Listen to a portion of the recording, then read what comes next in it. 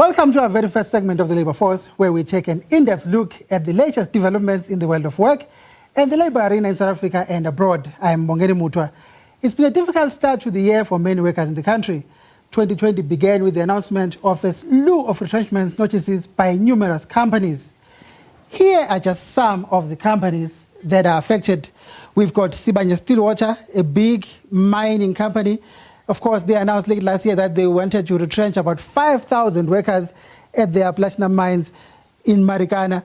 That process, we understand, is now ongoing because they've finished the mandatory consultation process with the unions. They've been followed by another mining company, Samanco Chrome, who have just recently announced that they're going to be retrenching about 2,500 workers at their operations in South Africa. Another mining company has come through as well, Universal Coal in Mpumalanga, announcing that they want to reduce their workforce by 120 permanent employees. From mining, we move to telecommunications. Of course, Telkom, a big player in the local market, they want to trim their workforce by 3,000 workers. Understandably, they are currently engaged in consultation with unions about that. And then, of course, a few weeks ago, Massmart, the big retailer, they've been acquired. It's an American company that acquired the local assets of Massmart.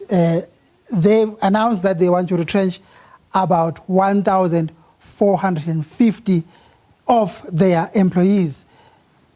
From retail, we can move to even pharmaceuticals, where Aspen Holdings, a company that's not been doing very well lately, their share price is down significantly. They've said now they need to reduce their workforce by around 250 workers at their manufacturing plants in East London and in Port Elizabeth. Right now, I have the pleasure and the honor of being joined right here in the studio. Maybe before we go to my guest, of course, we need to look at the factors behind all these retrenchments that we are seeing in the economy at the moment. We start with manufacturing. Of course, manufacturing has come up. We've got manufacturing. We can see that from the beginning of the year, things were a bit okay, but towards the mid of last year, when load shedding began to kick in significantly, we see production going down throughout the rest of the year up until currently. From here, we move to mining, of course, where we saw all those numbers there that came through in the previous slides. It's been really up and down in mining for most of last year, but mainly down, and they haven't really recovered in terms of production coming out of the mining sector. Now, with all the problems that are going on in the productive sectors of the economy and the retrenchments, that feeds through to eroding the buying power of South Africans. As we can see, consumer confidence up and down from about the beginning of the year, but mainly down from about mid-year towards the end of the year up until now. And with more retrenchments coming through, consumer spending gets affected, and then the retail sector gets under pressure, and we see more and more retrenchments in that field. Now, I am joined by the executive director, the acting executive director of Nedlac, Mr. Thembinkosi Mkhaliphi. It's a pleasure and an honor, sir, to have you as a first guest on our show.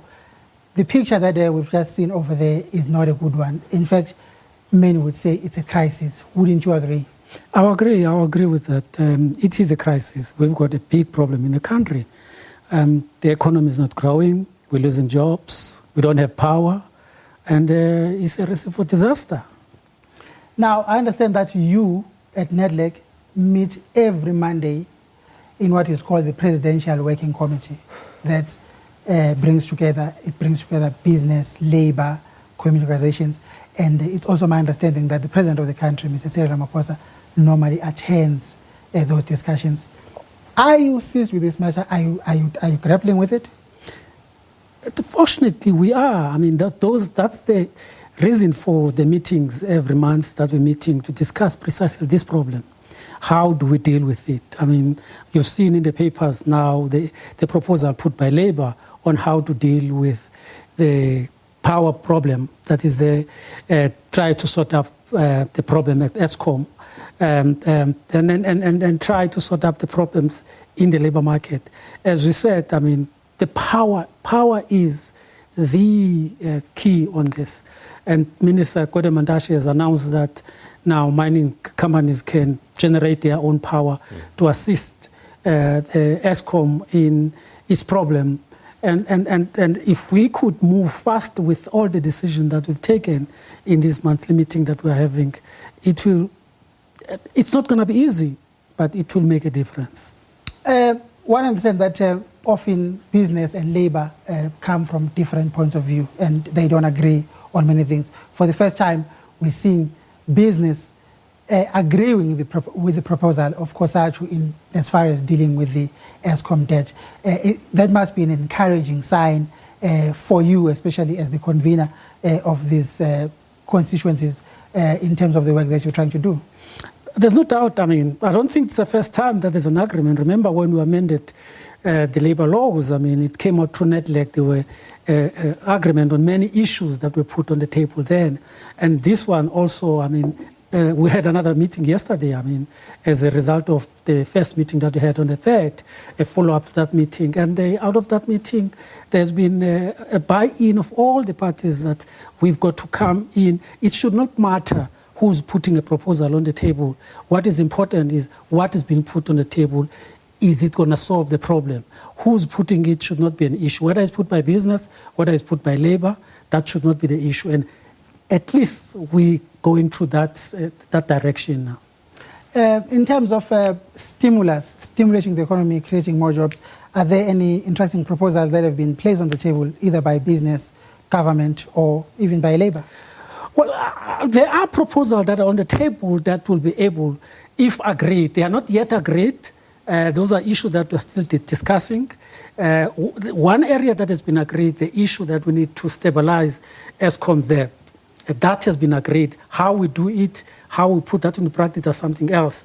Now, the issue of assisting and make sure that there's access to funding to ensure that we spend in whether construction, infrastructure development, and in order to create jobs, that's a discussion that is taking place. And we hope that before the President's State of the Nation address, there will be some understanding on these issues and the President might be able to say something there.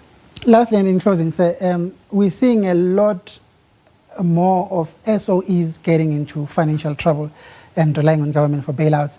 And it's even gotten worse now that government doesn't have money to bail out SOEs anymore. We're seeing SAA has been placed under business rescue. We've just learned now that SA Express has also been placed under business rescue, even though it's been done through a court when one of their creditors threw them there. The issue, the weak state of SOE balance sheets, are you grappling with that matter at NETLEC? Well, I mean, the proposal put by Labour is to deal with the weak balance sheet of Eskom. But the process, that's where we start, because of all SOEs, Eskom is the elephant in the room.